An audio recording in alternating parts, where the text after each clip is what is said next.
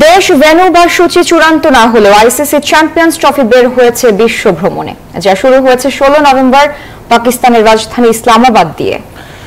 দর্শক, এরপরই এক এক করে যাবে অন্য দেশগুলোতে, আর আগামী 10 থেকে 13 ডিসেম্বর বাংলাদেশে থাকবে সিলভার ট্রফিটি। বিসিবি ছাড়াও কয়েকটি স্থানে প্রদর্শন করা হতে পারে ট্রফিটি।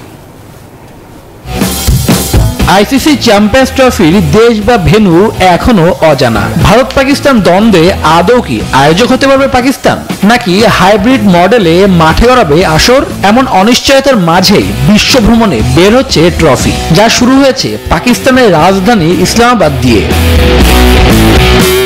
উদ্বোধনী দিনে ট্রফিটি প্রদর্শিত হয় দামানিকো, ফয়সাল মসজিদ এবং পাকিস্তান মনুমেন্টে। সেখানে ছিলেন পাকিস্তানের লিজেন্ডস শোয়েব আখতার ও অলরাউন্ডার সাদাব খান।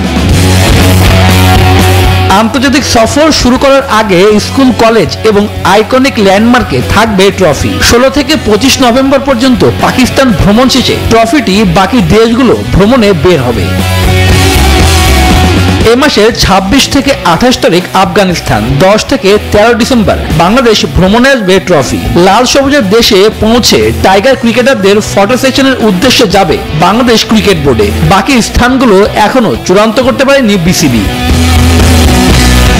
বাংলাদেশ ভ্রমণ শেষে দক্ষিণ আফ্রিকা, অস্ট্রেলিয়া, নিউজিল্যান্ড, ইংল্যান্ড প্রদর্শিত করবে ট্রফি। এরপর 15 থেকে 26 জানুয়ারি ভারত ভ্রমণ শেষে চ্যাম্পিয়ন্স ট্রফি আবারও যাবে পাকিস্তান। 27 জানুয়ারি পাকিস্তানে পৌঁছানোর মধ্য দিয়ে ইতি ঘটবে ট্রফি ট্যুরের।